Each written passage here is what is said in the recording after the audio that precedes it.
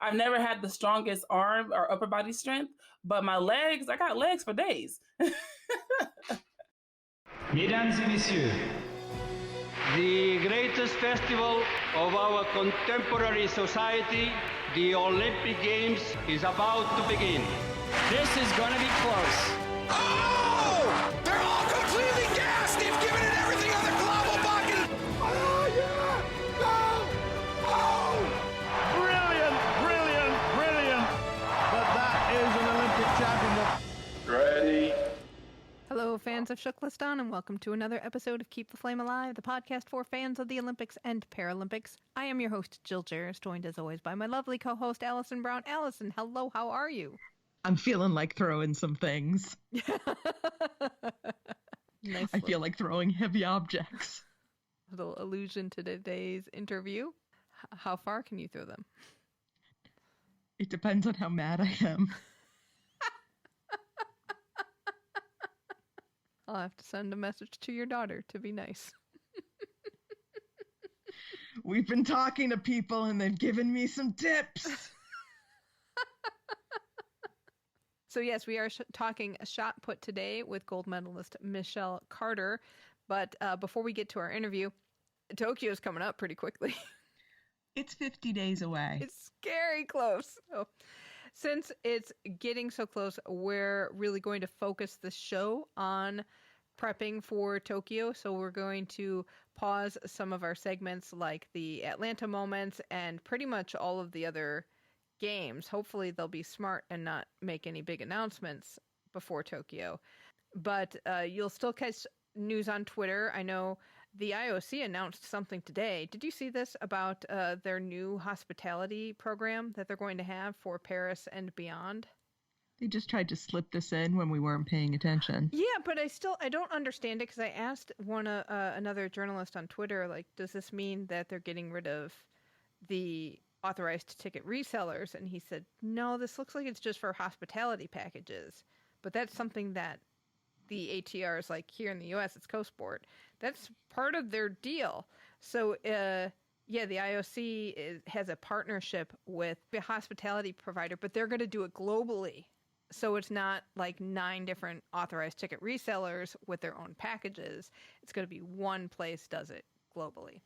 So that's a little interesting development that they've slid in there, but that'll start with Paris 2024. And we'll find out more news on that and report on it in future episodes. But that said, we probably won't talk about IOC news until the IOC session that takes place right before Tokyo. We probably won't talk about much International Paralympic Committee news unless they do something really big before Tokyo. But it's going to be all games while we prep and while trials are going on and teams are being named, while we put together what we're going to do during Tokyo. So much kit coming out. Oh, I know. It's so exciting. So every day on Instagram, and I'm sure on Twitter as well, teams are getting named and athletes are getting their ticket to Tokyo, and kit is coming out for all the different teams. And I look at them and I say, how are there this many countries? It's like it makes you realize when you're signed up to all the different country Olympic committees and all the because usually they say almost nothing. Right. You know, how often does the Bahamian Olympic Committee come out with something? Well, they came out with like 3 announcements this week. And I'm like, Bahamas, calm down. I can't keep up. But it's exciting. It's really exciting. So everybody's getting in the mood. Athletes are starting to get to Tokyo. We'll talk about that a little bit later. And for all intents and purposes, it is happening, even though there's still calls to cancel it. So we shall see. We've 50 more days. But before we get to this week's interview, we would like to thank our Patreon patrons who support us financially, which is super helpful, especially in our preparations for Beijing. Yeah, the Tokyo Games are next month, and we are prepping for those, but we're also doing a lot of logistical things to prepare for our on-the-ground coverage in Beijing. You can support us today at patreon.com/flamealivepod. And if you don't want to do a Patreon ongoing donation, save your pennies because we'll have a Kickstarter during Tokyo.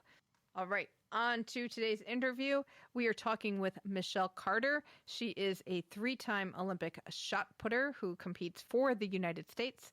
At Beijing 2008, she placed 13th.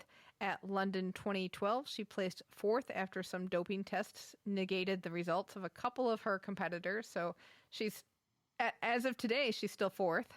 You never know. She could get bumped up the way 2012 has gone. At Rio 2016, she won the gold medal, beating the 2-time defending gold medalist Valerie Adams from Team New Zealand, which was a huge deal because nobody had won 3 golds in a row, and that's what Valerie was going for. But Michelle outthrew her that day. She is coached by her father, LA 1984 silver medalist Michael Carter. So we talked with Michelle about shot put techniques, working with her father, her strategies for managing her ADHD and dyslexia, and her Olympic experiences and how looking her best helps her achieve her best. Take a listen. Let's start with shot put. Okay. Because as just the casual viewer, I've never been a track and fielder. Go into circle, have big rock-like thing, throw far. That's kind of the, and whoever throws it the farthest is the winner. Mm-hmm. But there's obviously a lot more to it. So where do you start when you say what that lot more to it is? Where do we start asking those questions? Yes. So that lot more is actually trying to figure out how can I create the most power within the circle and stay in the circle and still throw the shot put as far as I can. Because you have to think about, you have a 7-foot circle and you have to use whatever you can within this circle to create power to actually launch the shot. So I feel like that would be that thing that you have to think about, because just throwing it as far as you can is one thing, but like just regular throwing it, plus you shouldn't throw a shot put like a baseball, you tear your shoulder up.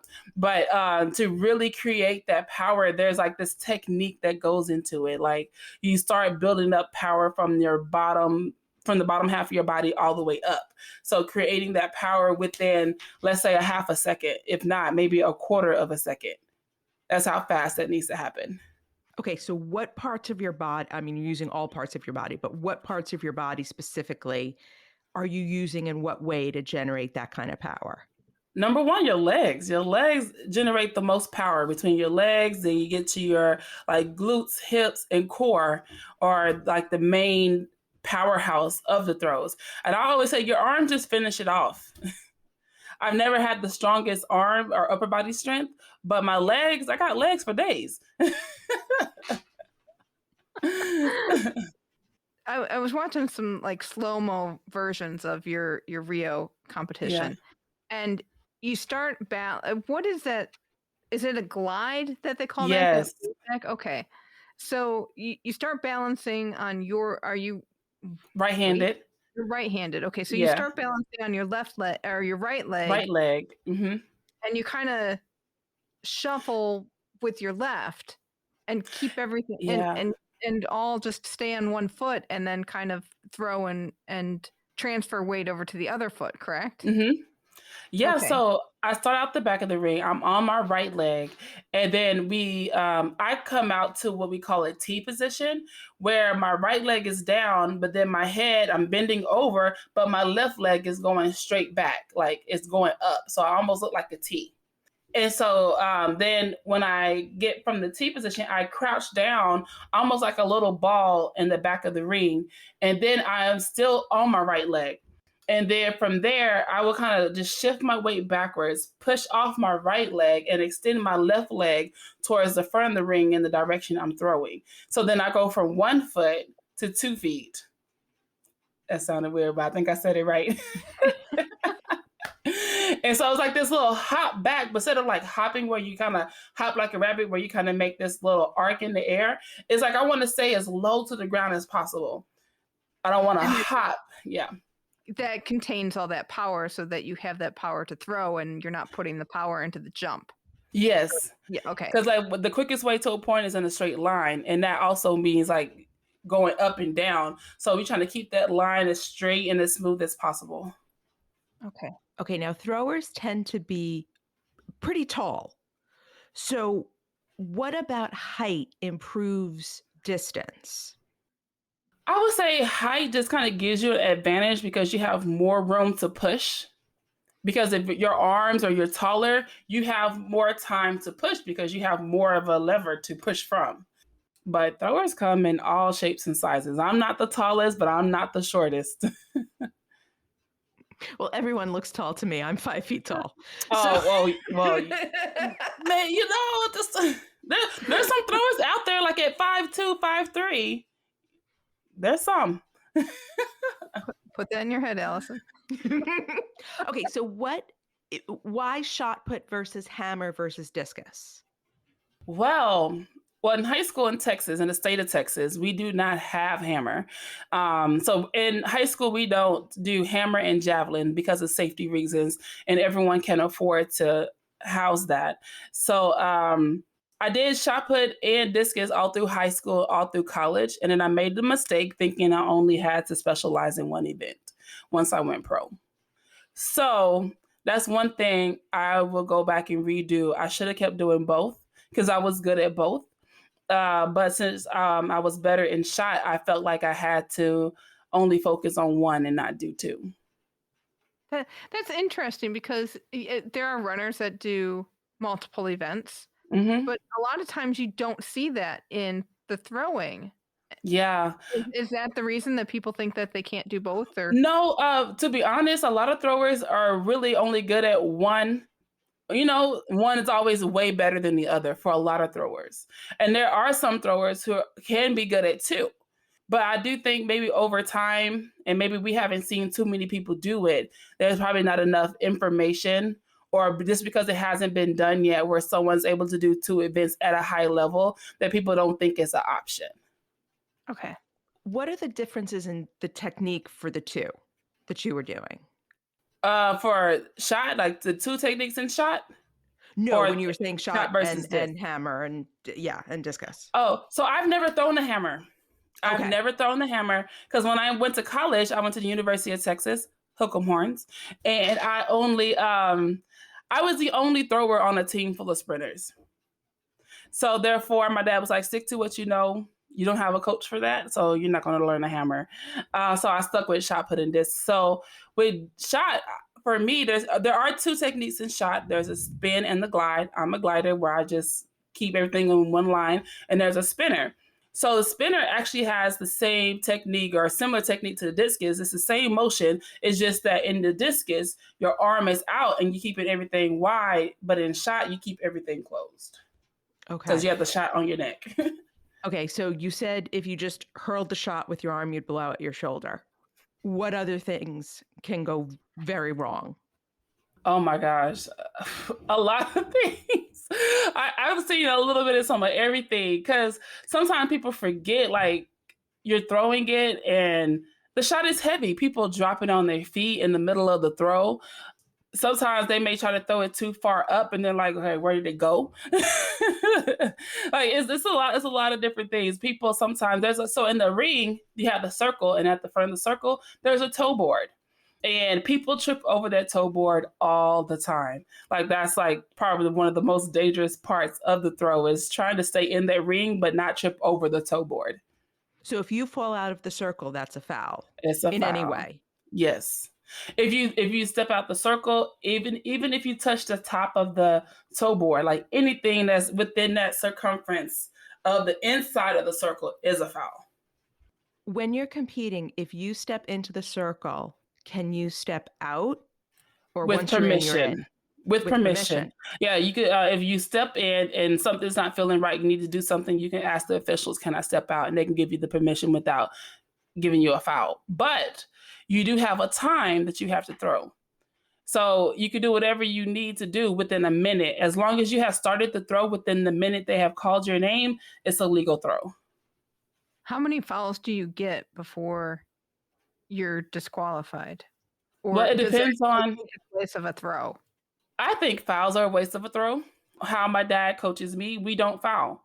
You don't foul. Like you just never know what throw is going to be your best throw. So we practice to not foul. But so going into a competition, sometimes you may only get 3 throws. And then from those 3 throws, you make it to the next round to get 3 more throws. But sometimes you go to some track meets, you already just automatically get 6 throws. So the idea for me and how I think about it is to make sure every throw counts. You talked about throwing the shot too high. Do you have to work on the angle of your elbow and your hand and how that is to make sure that's the trajectory that you go with the shot versus like if your elbow is too close to your body, does that mean you could potentially throw the shot too high up and not farther out? Yeah. Okay. So normally when people drop their elbow, they tend to throw the shot like a baseball. So when you throw a ball, the first thing you do, you drop your elbow. So for shot, you want to keep your elbow up because the angle isn't about where your arm is. The angle is like how far back your upper body is. So my upper body is back over my right leg, like how I want it. And so when I get to the top, I'm like head up, chest up. But if my hips are tucked underneath me, and then I get a chance to throw down. So the angle really depends on where your torso is facing. Is one half of your body built differently than the other because of how you've trained? No, that's genetics. I had thighs since the day I was born. They just won't go away. Well, I'm not even saying top to bottom. I'm saying left to right. Like, is your left leg bigger than your right leg? So weird thing is my right thigh is bigger than my left thigh, but my left calf is bigger than my right calf. My right, like bicep, tricep is bigger than my left, but my forearm, by my shoulder, like in this shoulder area, especially on the back side, is more developed than my right side because on my right side, I'm pushing, and then on my left side, I'm blocking. What are you blocking? So I'm blocking to stop my energy from, so I want to throw forward. So I block to stop my body from keep going in this direction so I could push more forward. So it's like what's in motion stays in motion. So if I just sling my left arm around, my body's going to keep going because that motion is going. Okay. That also probably answers another question I had is when you are the actual throw, because your body is in motion, your throw could go straight, it could go diagonally, but you want it to go as straight as possible because that's further. Am I correct in thinking that? Talk about coming from when I started? No. When you're doing the actual throw and you're turning around because there's all that motion, and you could just keep turning and turning, but you kind of have to figure out when to throw to make it go straighter because if it goes at an angle, it doesn't go as far. Correct? Yeah. No, okay. Well, I won't say that because all of my furthest throws are a little more to the left than they are to the right. Okay. So as long as it's within the sector line, so those lines that you see that kind of looks like a little angle, as long as the throw falls in between there, you're good. Okay. So that's another, we call that a sector foul if it goes outside those lines. Right, but you don't want it to go sideways, obviously. No. Because that would... So if I'm throwing this, if I need to throw this way and it's going this way, we have a major problem. Also, the people who are standing there have a major problem. Oh, man. Actually, the meet I just went to, it rained and the ring was so slippery. It was throwing off everybody's balance. So shots were literally flying all over the place. And you had to keep your head on a swivel because you didn't know what was coming your way. I saw a little bit of that, and they kept trying to dry the ring out, and it just looked like it was not working. It was not working. It was really bad. The first time I hit somebody, it wasn't even with the shot. It was with the discus. I was at practice, and it was like my first year ever throwing. And we were at summer track, and this young girl was with me. She was older than me, but we were practicing together. And we were at a place where we didn't have like a real ring. We didn't have the nets and stuff. So it was like a piece of concrete, and we're just throwing off the piece of concrete. And so I told her, I'm like, well, you don't want to stand right there because if I release it too early, you're going to get hit. And she was like, well, you never release the discus early. I'm like, well, I think you should move because just in case, I'm not perfect. I just started throwing. And she was like, come on, Michelle, like you always do this. And then as soon as she said that, I threw, that discus flew out my hand early and it hit her in the face, in her jaw. All I know is I threw and I heard it hit her face and she dropped and hit the ground. And then like there was like a 5-second pause. And the next thing you know, she was screaming like bloody murder. I was like, I just killed this girl. She's gonna have to go to the hospital. I'm gonna be in so much trouble because I know I shouldn't have thrown, but I told her to move. But she was okay. She was just black and blue and swollen for a little while. She made it. How, after you throw, how does the shot get back to you? Because I do remember at Rio they had those little cars that came back, but I don't know. Yeah, so for shot put, they didn't have cars for us. That's discus and javelin where they get fancy because that's a lot of walking in that event. But they have like this little rail that starts off high and it goes all the way down to the ground. So then they just roll your shot back down the little rail. Do you have a shot put that you use in competition? I do. I Okay. do. I have my competition shot and then I have my practice shots. Can you take that on the plane with you as a carry-on? No, not anymore. I used to, and actually some people still couldn't carry on discuses on carry-ons, but when after a couple of major events that happened in the US, they look at my bag, they was like, what you have, a cannon? Okay, this is a cannonball? I'm like, no, it's not a chocolate. Yeah, I don't think you can have this on the plane. I'm like, all right, well, there you go. So how does it travel? In my check-in bag, I have a nice little towel. I call my shot put, her name is Divala. And Divala has a little towel that has Shot Diva on there because when she gets to the track meet, I have to check her in. And so I'll say that that's taking her to daycare where she gets to go play with all the other shot puts. So that's what we do. So I put her in my check-in bag and she's like tucked away in her little towel. What is the difference between Divala and your practice shot put? Anything, or just she's more well cared for? Well, she just don't get used as much. She's only pulled out for special occasions because she has to maintain her weight. She has to not get too beat up because she has to go to the meet looking and making sure she meets the right qualifications in order for me to use her. Can you do anything aesthetically to the shot put, or do they pretty much have to be plain? You can. It doesn't always work out the best because texture is important. And if you get the wrong texture, you're going to have a hard time trying to throw it because if, it's hot, you sweat, and that's a whole nother ball game. How much does your practice shot, does it lose weight from getting thrown around too much? It can because where I throw for practice, I throw into a lot of lava rocks. So over time, it gets scratched and dented, and I think like over time, like the little like particles will start coming off of it. And so if I get to the track meet and I'm supposed to throw a 4-kilo shot and I get there and it's 3.9999999, I cannot use it. All the regulations are so fascinating because everything is so precise. Yeah. And you just don't think about that. So I want to ask you about shoes. Okay. In terms of how they differ from, say, a sprinter shoes or a regular street sneaker. Mm-hmm. So for throwing shoes, the bottoms are a little smoother. So, okay, let me say this. Throwing shoes have advanced over the years because either there was like one throwing shoe, you had to throw shot and disc in the shoe. And then it became, okay, there's a shot put shoe and now there's a discus shoe.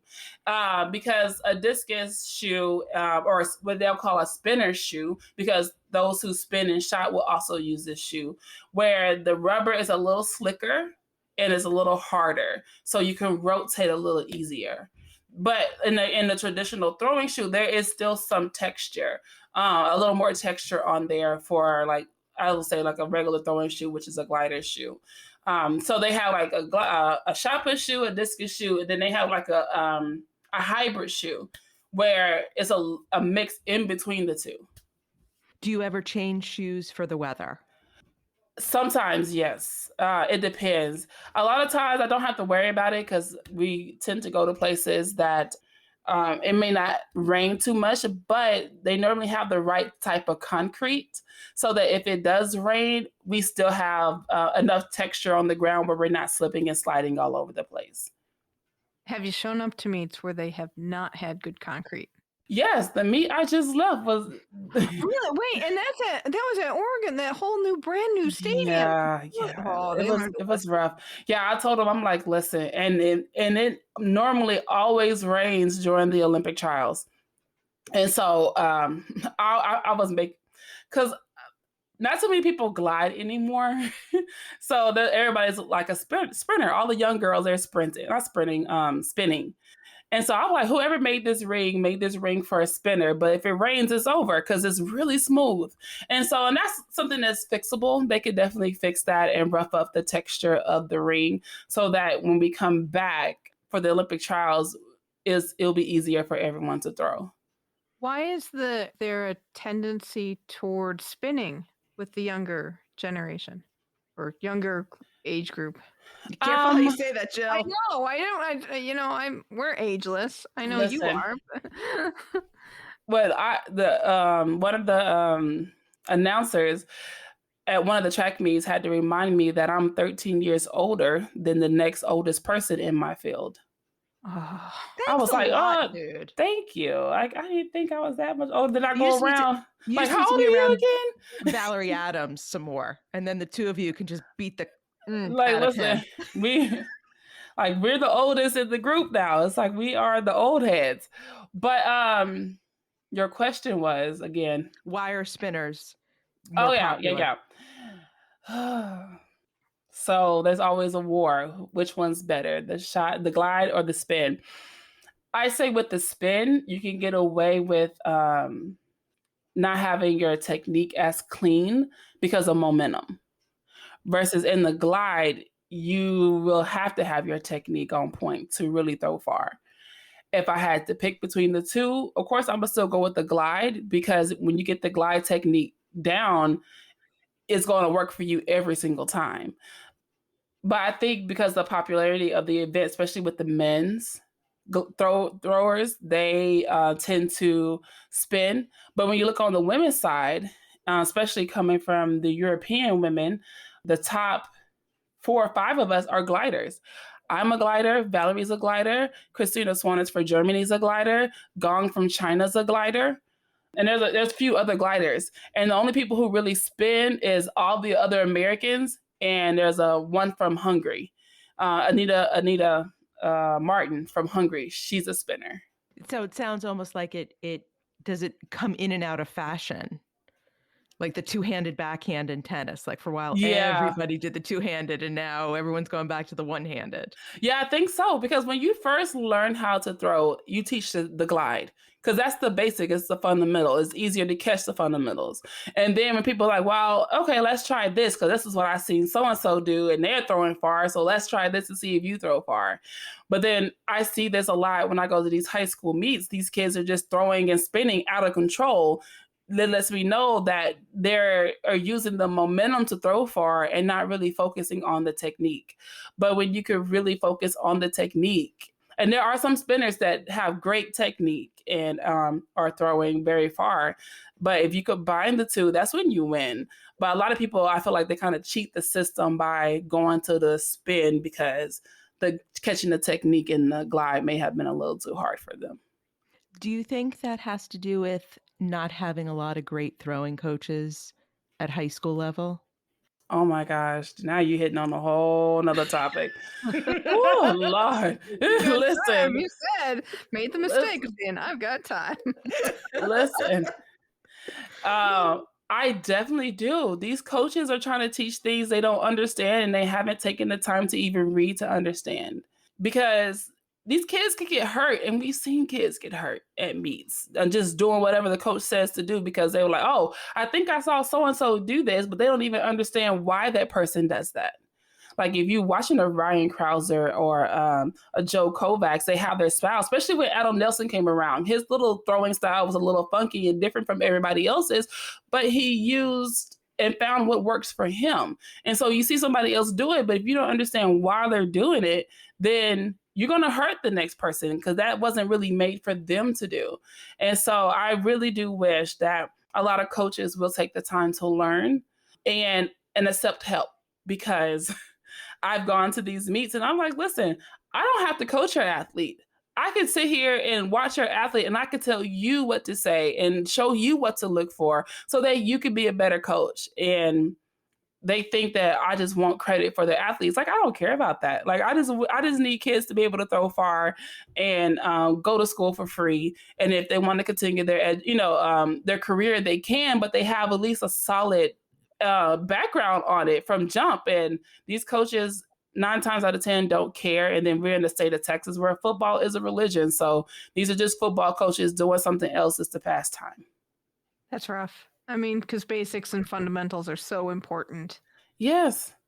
And we have a soft spot for the smaller sports or the smaller events. Mm-hmm. And it's hard when you're just kind of pushed off to the side and like, here, go throw. And maybe I'll get to you today. Yeah. A lot of these kids are out there throwing on their own. They're out there by themselves and the coaches don't care. They was like, well, we just need somebody out there trying to get us some points if you can. That's it. I think it's interesting that, we spoke to Deanna Price, Yeah. who married her coach. And now we're speaking to you, who had a little bit of an advantage with your coach.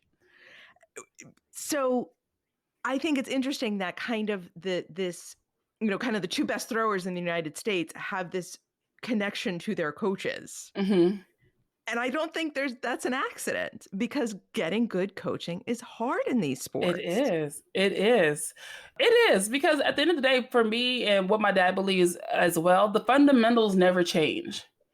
And some people always want to try to find something that, oh, maybe people didn't think about this, but I'm like, but it goes against the fundamentals. Like, if you still want to do advanced math, like adding, subtracting, and dividing and multiplying doesn't change. Right? But some people want to be like, well, you don't have to add, you can still do math. And then you wonder why it's all jacked up. And then people are like, oh, well, you could throw, but you don't have to really do this part. But that's part of the fundamental. Like, that's the basic. If you do these things, it's guaranteed to work. But then people want to like do different things. And I'm like, okay, like, keep it simple is my thing. Keep it simple. That's all you have to do. We made Michelle Carter mad. I'm like, listen, throwing is so easy, but people make it hard. It's the people, not the throwing.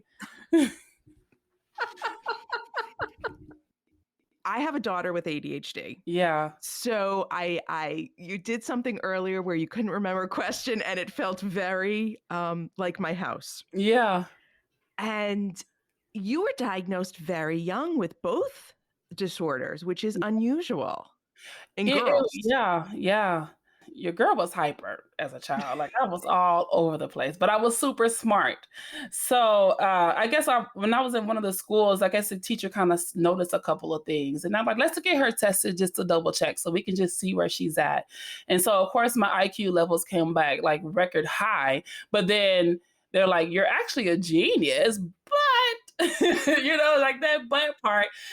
This how you focus and maybe process things sometimes is different and may be hard. So I actually went back to my parents' house not too long ago, and I asked my mom, like, do you have my original paperwork? Like, I want to see what I was all diagnosed with and what they said was the issue. So I found out that I was diagnosed with ADHD and dyslexia, but also I had a speech issue. And a reading and writing issue. So I didn't always comprehend what I just read. I can read it, but I didn't always comprehend it. And then my words would come out all kind of ways, and I don't know what happened. And actually, I have a hearing issue. So I can hear you, but I'm not sure exactly what you just said. Like, I don't know what you just said. And so a lot of times when I'm in certain places and certain surroundings, I have to really try to zone in and focus, because sometimes I'm like, that couldn't be what I heard. Or what I heard, I'm like, I don't even think they were speaking English, but I knew they were. And so going back and rereading the paperwork, I was like, okay, now I know I wasn't tripping because I didn't know everything that I was diagnosed with at the time. That sounds like auditory processing disorder. What they call now auditory processing disorder. Yeah, it was something different on the paper. Yeah, because they didn't use that term back then, but you hear the words. It's not a hearing issue. It's your brain translating the words, which is and then you mix ADHD where you can't focus that well. It's You kind of had an alphabet soup there that could have gone a very different way. So what interventions did you get as a kid that made it not go south? So I remember about third grade, I started going to tutoring 4 days a week for an hour. There's a little lady, I love her to death still. Her name was Mrs. Dutton. And she will just really spend time with me going over things. My mama said I gave her the blues because on the days I didn't want to work, I'm not going to work. I'm very strong-willed. She was like, if Michelle came here didn't want to do it, I'm like sitting there like, I'm not doing this today. I don't feel like it. And I'll have the lady, I'll have her crying because I'm just being stubborn. But that was the main thing I remember doing. And I only did that from third grade to sixth grade. But what I really say that helped me a lot was my mom and that positive reinforcement. So my mom never came to me, was like, well, this is what's wrong with you and this is why you can't do this. My mama always approached it as if, you know what, Michelle, you think differently. Doesn't mean you can't. You're just going to do it different than most people. And that's okay. But as long as you want to do it, I want you to know that you can do it. And so with that, my mom will like sit down with me and be like, hey, you got 30 minutes. We're going to try to focus our hardest and see how much you can get done within 30 minutes. And that was like these little tests that I'll have to like work on monitoring myself on, okay, I'm focusing, I got distracted. Oh, I got 20 minutes left. Let me hurry up and get this done. And so it was like this practice of kind of catching when I'm not focusing and how to refocus. I had to write everything down. If I don't write it down, it didn't happen. You never said it. I don't know what you're talking about. And so I have a planner that I have to keep with me or a notebook at all times. But then also just knowing I can't drink caffeine. I can't do coffee. I'm not going to sleep. And then whatever hyper I already am is going to be like time 10 after that. So I can't do that. And I can't do sugar, especially when I need to really focus and I have a lot of going on, because that throws off whatever focus I might have. I'm not going to be able to do it. So just learning these things about myself and how I operate and acknowledging, oh, okay, this is what's going on. Let me figure out how to get myself back on track. And having that reinforcement really is what helped me, because I didn't take medication growing up. And I remember I got retested coming out of high school into college. They told me there's no way she's going to make it through college without medication. And your girl did. I have a minor and I have a major and a minor. So I have like a degree and a half. And I only failed one class and I had to retake it. And everything else, I just really learned how I operate and set up boundaries that help me succeed. So how did sports play into managing all of this when you were a kid? Was it a release? Was it an escape? Was it just someplace to put the energy? For me, I never looked at sport that way. I just did it because that's what I wanted to do and I enjoyed it. So I don't know if it really helped me in that sense. I just knew that, okay, after school I have practice, and then on the weekends I have a track meet, and this is what I do every day, and this is what I have to get prepared for. This is what time I have to get ready. But reading and researching, I think it does, because now it's funny because I just did an interview today about ADHD, and I think there's studies saying that a lot of athletes have ADHD, like a lot of high-level athletes. And I think it's the reason why, because we think and see things differently. So we're able to kind of internalize different thoughts to get a different result, because we see how to do this a little different than the next person does. So I can process my technique differently, that in ways that people are like, I never thought about that. I didn't see that. How did you come up with that? How did you think but I can do that because that's like my superpower. My ADHD doesn't hinders me. It actually gives me another outlook. I can see things a little different. And if that's how I see it and it makes sense to me, then that's what I'm going to do. And so, but having that, instead of having it all in my head and doing all this mental stuff, I'm thinking about it, but I get to express it physically. So it's almost like I have a focused place for my energy to go, versus when you're in the classroom and you have to sit down and it's just being still and trying to think. I don't actually have a physical release on where my energy is going. How does it get in the way now? Either the ADHD or the dyslexia? Sometimes with the dyslexia, I have to keep reading the same things over and over. Sometimes I get very tired fast reading. Like I get tired fast. Like I'm reading, I'm like, why am I all of a sudden so sleepy? Right? Because I had to work so hard sometimes to read. And even now, I could tell when I'm tired, it's really hard to focus. When I eat bad, it's hard to focus. And so I can see how especially as an entrepreneur, there's times when you have to put in those long hours, but I can't afford to put in too many long hours because I'm not going to be any good the next day. So sometimes I could see where it bothers me, but then at the same time, I'm like, well, I'll figure it out and I'm going to find out a way that someone didn't think about. So I'll figure it out as it goes. You see the world a little differently. I do. They always talk about neurotypical and neuroatypical. Yeah. And you have sort of a double neuroatypical brain, and it's awesome. Because you do so many different things. Yeah, I do. Sometimes too many things. And that's one of the things with ADHD. I'm like, oh, squirrel, oh, squirrel, oh, squirrel. And I'm like, okay, now which one do I do now? But it is part of how I process and work on things. So we make it work. A lot of kids, when we have ADHD or dyslexia, get a lack of confidence as well because maybe they're not doing so well in school. Yeah. But you do have a lot of self-confidence and that knowledge that you just see things differently and you just have to do them differently. Did you have a period of adjustment like that where it wasn't so easy? Or how can somebody gain that confidence in themselves when they feel like they're not the same as everybody else? To be honest, I really think it starts with the parents. Because when parents get diagnoses with their kids, they freak out and they're like, something's wrong with my child. ADHD is not a death sentence. It is not like putting your child away and they're not going to be successful in life. It's not. But the energy that the parent gives off is the energy the child takes on. So for my mom, I never knew that ADHD was keeping a lot of people from not doing things. I didn't know that was a thing, right? And so my mom, because she always told me I can do it. Let's figure out how you can do it.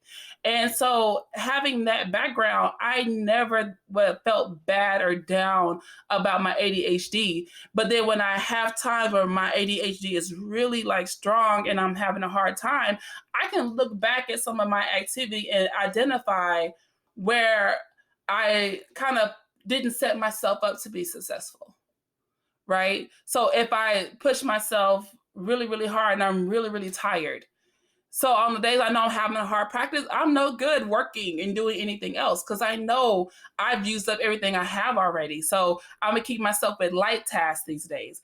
If I know I need to use a lot of mental power, I try to save up and rest and eat well.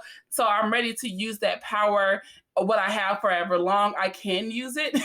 And then after that, I know it's time to shut it down and let's start over the next day. So really learning myself has been crucial for me and keeping up that confidence because I learned all my little tips and tricks for me.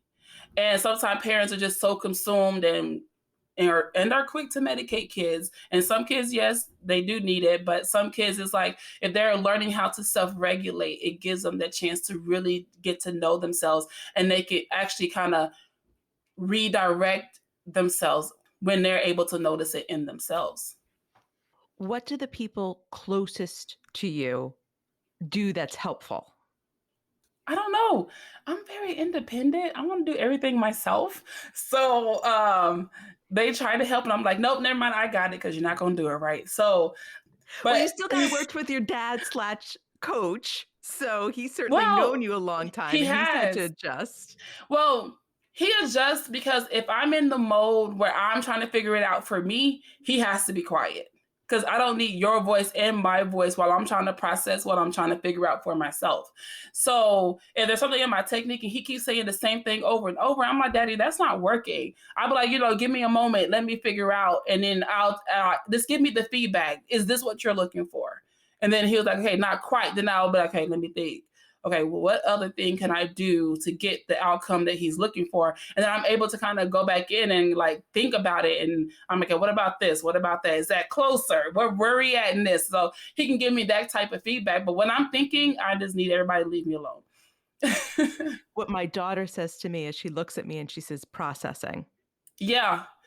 Yeah, that's a real thing. And and I feel like sometimes my husband doesn't quite get it just yet, because I'm like, well, why is he talking to me right now? He know I can't focus on all of this at the same time. Like, and I can't be like, be quiet. I'm like, babe, can you just give me a minute, please?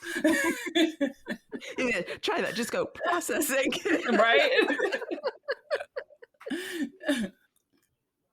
3 Olympics and hopefully a 4th. That's a Yeah. lot in your discipline. What was it like to make your first Olympic Games? Man, to make my first Olympic Games, it didn't really hit me that I made it until I got to China. And I'm like, I'm at the Olympics. Like, this is crazy. And I was just kind of like just happy to be there. And I was just kind of taking it all in and just like, Michelle, just go out there and do your best. That's all you can do in this situation. Like, I don't know what's going on. I don't know half of these people on this team, but we're a team and I just have to figure it out. And then also with China in 2008, the stadium is still one of the largest stadiums I've ever been in. So for that to be my first Olympic Games, I'm like, after that, anything else is easy. London, your result keeps getting changed. Yeah. Because of doping. Yeah. What is it like to be a clean athlete in a sport that has doping as an aspect of it? More so than sports. Unfortunately, it's just a part of the system. I can't control what anybody else does. It's just like on a test, right? If we're in class, I can't help that the other person cheated. I could just go out there and do my best. And then hopefully one day they'll get caught, right? And so that's how I look at it in my sport. But then at the same time, like, I still want to be better than you while you're cheating and I'm clean. Like, you're going to have to cheat more because you're still losing, right? But I try not to focus on them because that has nothing to do with me. I hope and I believe that the system works the way it's supposed to work and will eventually keep getting better so they can catch people sooner than later. But if I put my energy on them, then I'm taking away energy from myself. From a practical standpoint, as your result moves up, if sponsors or the USOPC had promised bonuses at certain levels, do you get those retroactively? Nope. You do not. That would be nice. I think maybe not from the USOPC level, but I think definitely from the IOC level, there should be payment for that.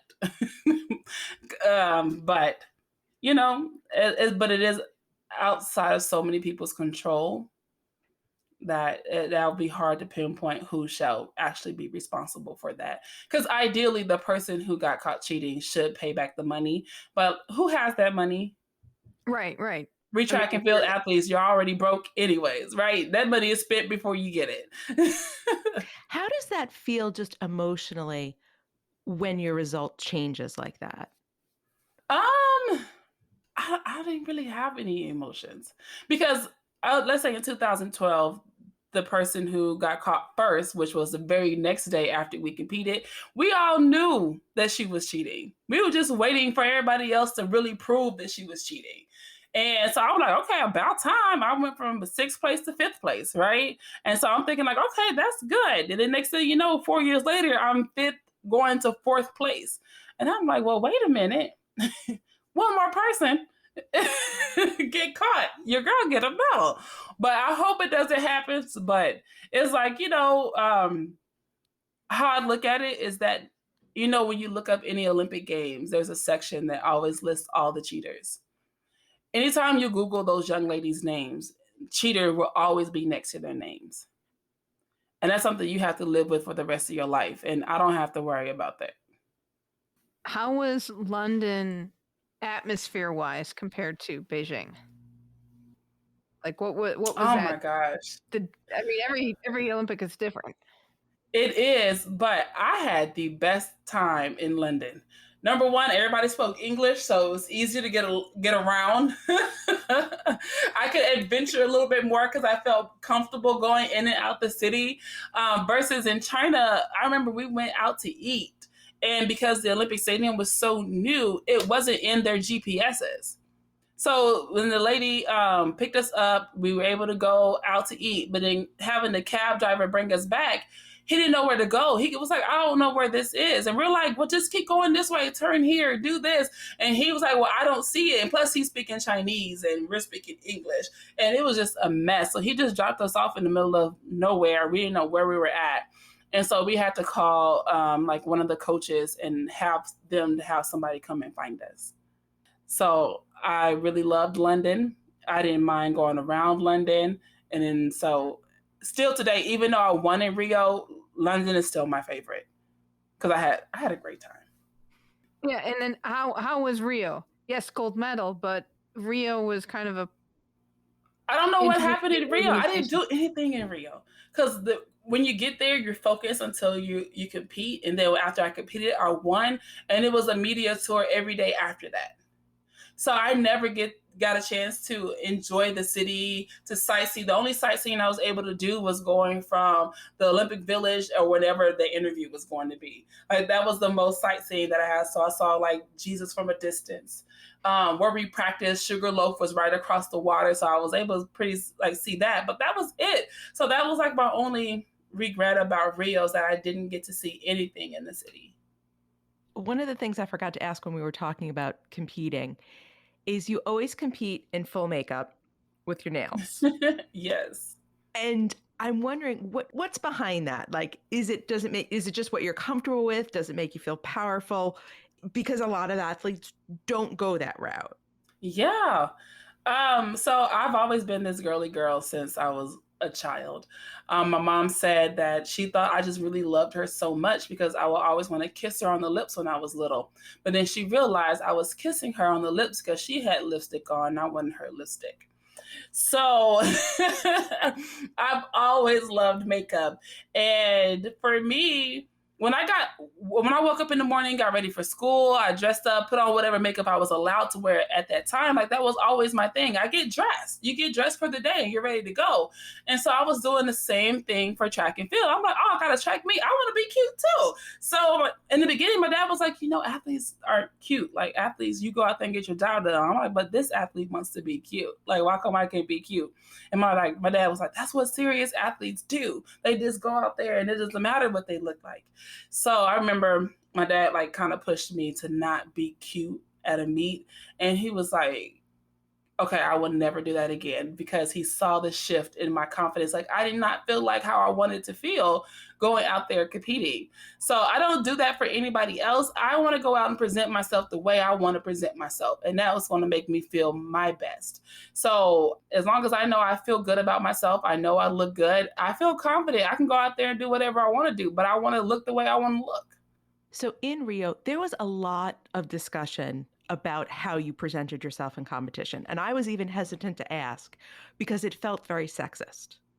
So What was your reaction to that discussion? To be honest, I don't even know what's said. I didn't see not one negative thing that was said about me in Rio. I don't know how that happened. I'm like, thank you, Lord. I didn't see it because I didn't want to think about it. But tell me what happened. I don't know what happened. No, just a lot of discussion being, why is she doing this? It's almost diminishing you as an athlete to feel like you needed to do that. Oh, well, I don't care, number one, because I looked like that the way that I looked and I still won. So why did it matter to anybody how I looked? Now, I used to think that in the beginning that if I'm too cute and I'm always losing, people are going to be like, oh, she's too concerned about how she looked. But it was like, well, how come I can't look great and be great? Like, how come I can't have both? And when I'm out there, I'm not so concerned about how I look because I know I sweat. So I don't put on foundation or anything that I have to worry about not touching my face about. I make sure my lashes are on, I have good on eyeliner, my eyebrows are there so you know what I'm thinking. And then I put on the lip. And that's it. Like, that's my thing. So then therefore I feel like, okay, I can deal with this. I know where everything's at. I can still sweat and feel confident and go out there. So I feel like people who have a problem with how I look, you have a problem with how you present yourself. You wish you could still do that and feel the way that you did it if how I look bothers you. Because what's funny too about my sport is when I first came out, of course, all the other women were looking at me like, who she thinks she is. But then over time, guess what was happening? Michelle, look at my lipstick. Michelle, look at my nails this time. Because if you look at 2008, how some of those women looked, and then you fast forward to 2016, you will see a difference. And that's okay. Women could be women in any shape, form, or fashion, however they want to look. Let them look how they want to look, because they're the one doing the job, not you. It's interesting. Like it almost sounds like, because now I want to go back and look, but it does sound like some people needed permission to wear what they wanted to wear, or look, have their hair done like they wanted to have their hair done, and it does add just an element to your confidence. Yeah. But, so it helps. It does. It can be a powerful tool, and we don't realize it. Yeah, it's like, I feel like men don't have to do those things. They show up how they show up, and it's acceptable. But if I showed up how I practice to a meeting, they're going to be like, what's wrong with you? Why you look like that? But if I show up to a meeting, show up the way I look at a meeting to attract me, they're like, what's wrong with you? Why are you looking like that? Right? Like, that's not fair. And at the end of the day, it doesn't matter. If this person could do the job and they're good at what they do, let them be them. It has nothing to do with you. But to me, when they open up their mouths, that means that you feel some type of way about yourself, that me showing up my best version of myself is making you feel less than, then that's on you, not on me. And if they really upset you, Michelle, we'll just put them in the line of fire. Just put them right? in the foot. Seriously. That'll shut them up quick. But yeah, where I was originally going with that was how representation matters. And representation, not just saying race, gender, but sizes, appearances.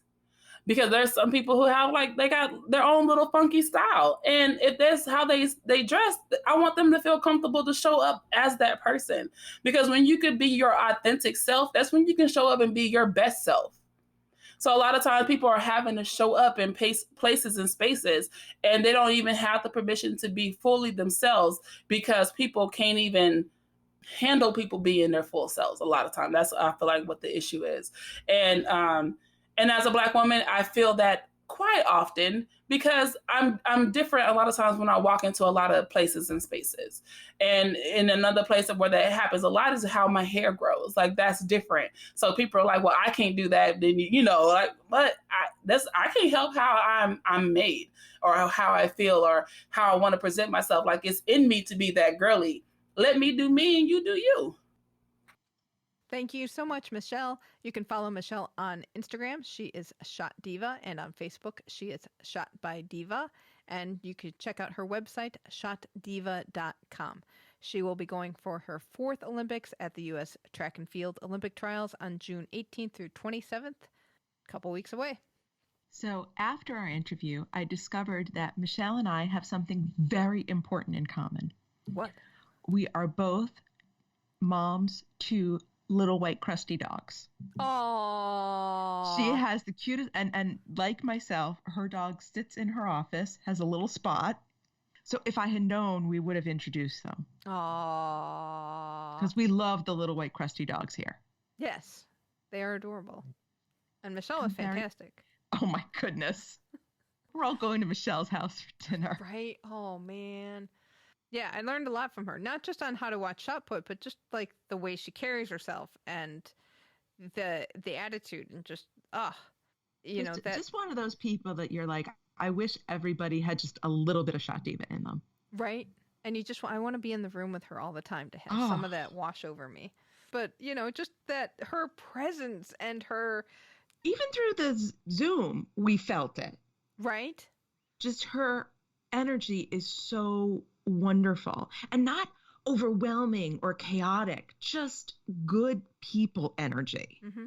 Loved her. So thank you, Michelle. Welcome to Shuklistan, and we're hoping you get to Olympics number 4. That would be awesome. Crusty white dogs are cheering for you. Welcome to Shuklistan. Tons of Shuklistani news this week. First off, Speedskater Erin Jackson was named to the U.S. Speed Skating Long Track National Team for the 2021-22 season. Very excited for her. Sid Marantz was featured in a New York Times article on no pin trading in Tokyo. So all of our pin traders will be staying at home. We'll have a link to that article in the show notes. That is really rough. I feel really bad for them. I'm on some pin trading boards, and there's still pins coming out, which is the interesting thing. There are pin collectors there, but there's not going to be the same level of trading that there was before. So very sad. Chellsie Memmel is competing this weekend at the U.S. National Gymnastics Championships in Fort Worth, Texas. She's there already, and she was doing podium training today. So she's been posting videos from that. Looks good, man. She's looking good. Orthofix Medical announced it will continue its sponsorship of diver Laura Wilkinson. And the diving trials are next week, June 6th through the 13th. And also her book, titled 10 Meters, will be coming out later in June.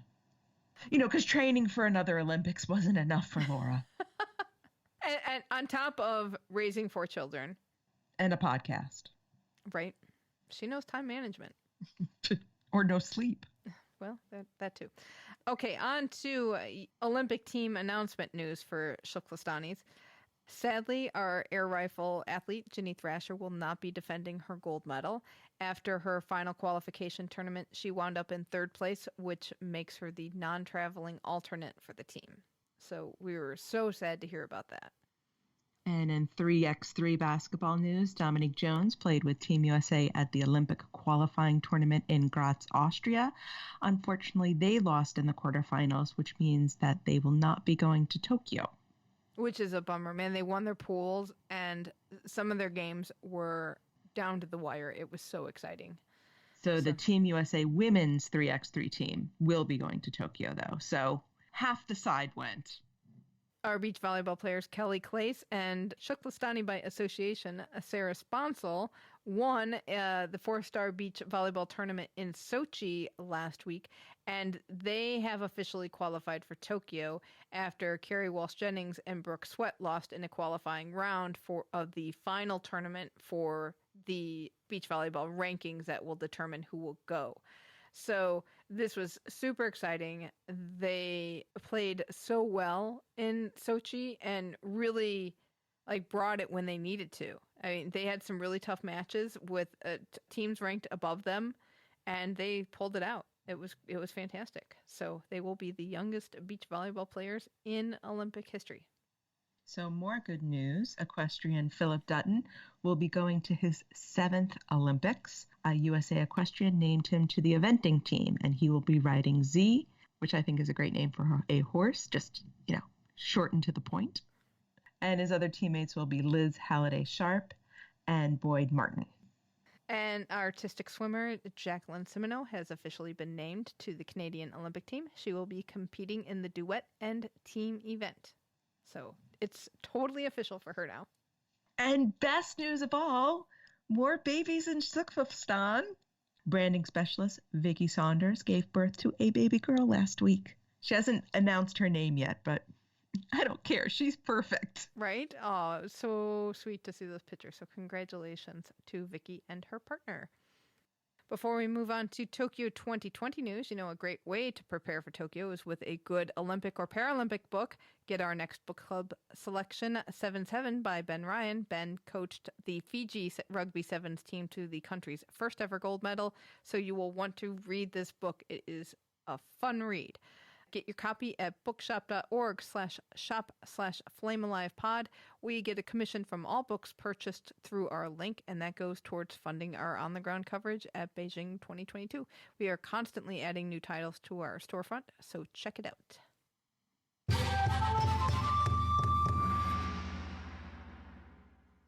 They're coming. I feel like we should have some do-do-do-do-do-do-do-do-do.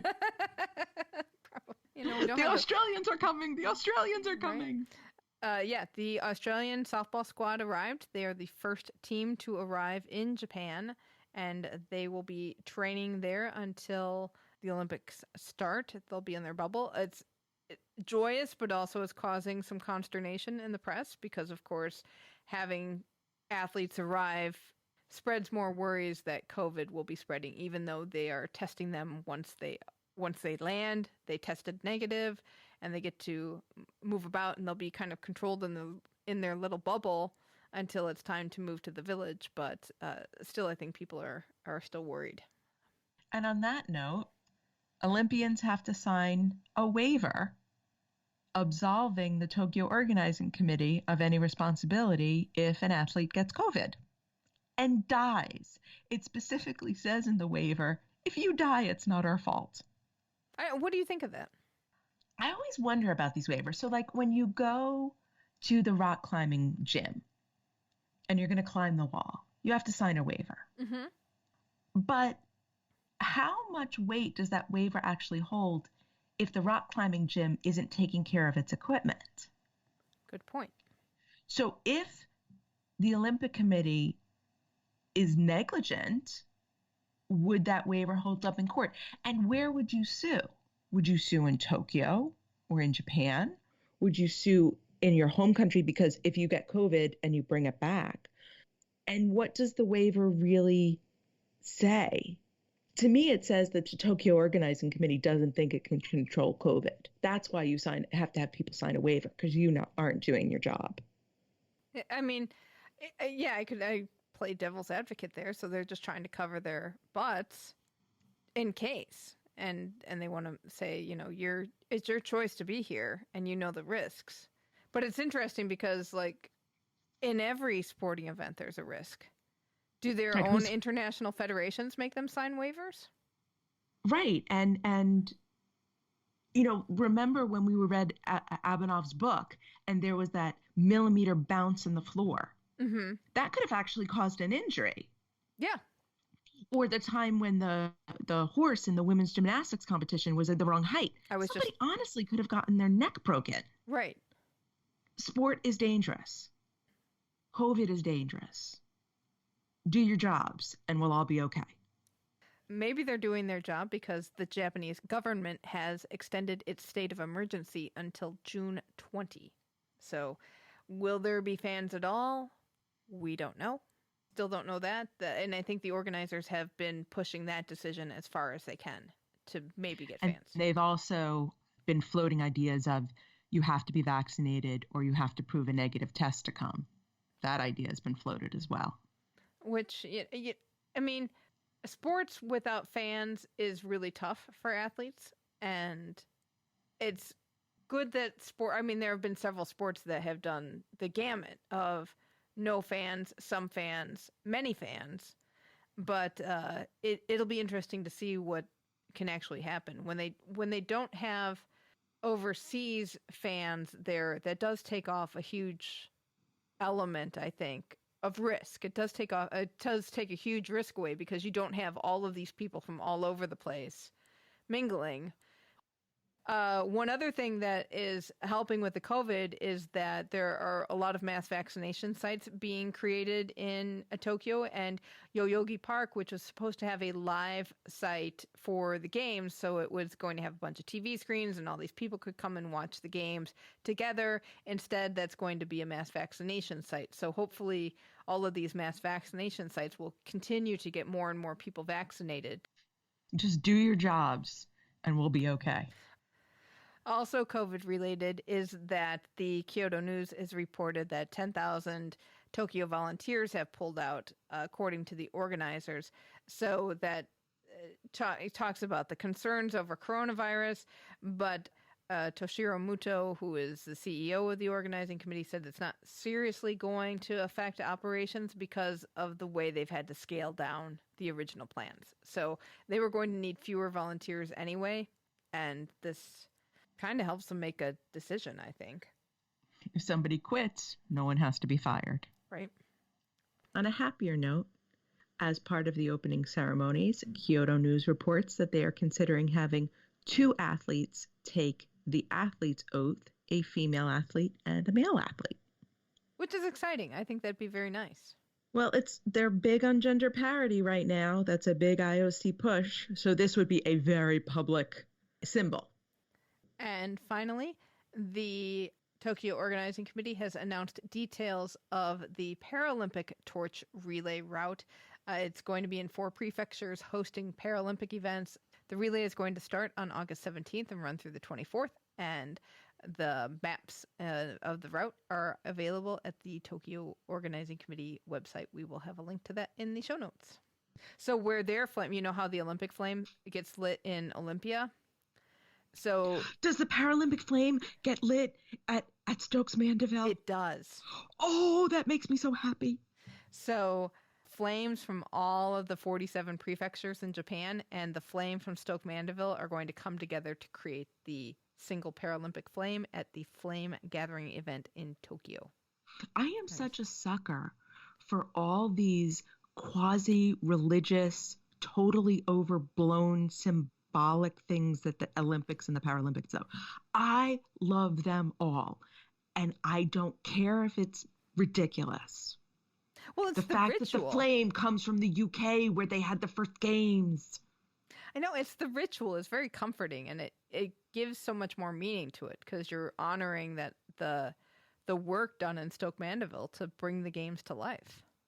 I am so ready. Can you wait 50 days? I am so ready. I've got my puffs. I've got my Oreos. I am ready. I know in the past couple of weeks I've been sort of terrified, and now I'm like, no. Somebody told me they're having a graduation party, and they said, oh, it's the last week of July. I'm like, sorry, I can't come. And they just sort of looked at me and nodded. Like I didn't have to say anything else. They realized the connection. So I was like, yeah, can't come, sorry.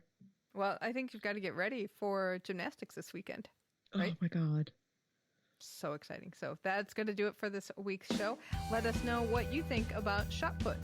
Email us at flamealivepod@gmail.com. Call or text us at 208-352-6348. That's 208-FLAME-IT. We're Flame Alive Pod on Twitter and Insta, and keep the Flame Alive podcast group on Facebook.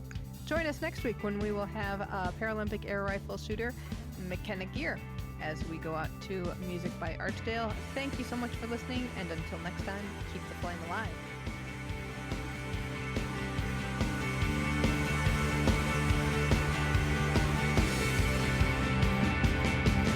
Sometimes you think that you were in a movie, a stopping recreation of what's inside. Sometimes you think that life is just a journey, an endless search for meaning you'll never find.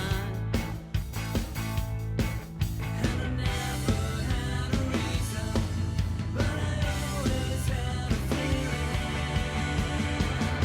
that it would break me if I go home. So take me back to Tokyo, and it would break me if I go home. It's tough. But then like I'm on some Tokyo pin trading boards on Facebook group. I'm on some. Just going to let that go because you saw it. I saw it in your eyes. You knew what you just said.